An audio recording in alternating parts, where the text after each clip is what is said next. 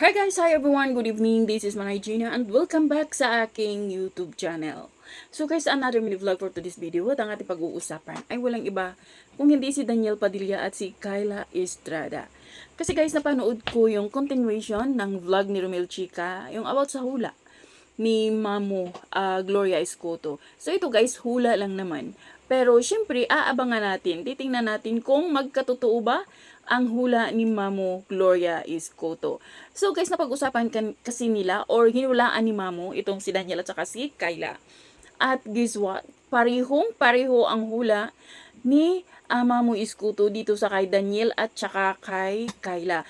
Kung ano yung cards na lumabas dito sa kay Daniel, ganun din yung cards na lumabas doon sa kay Kyla.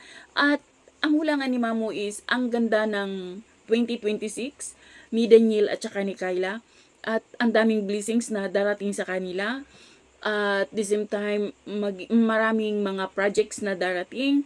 Pero ang isa sa sinabi ni Mama Escoto is magkakaroon sila ng anak sa kalagitnaan ng 2026. Itong si Daniel at saka si Kyla Padilla.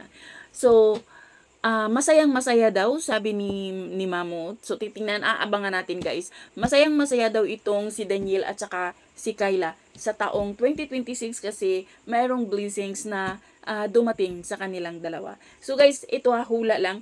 Pero, aabangan pa din natin kung magkatotoo ba. So, yun lang guys. Thank you for watching. Until then, bye. God bless everyone. Abangan ang 2026. Yun lang.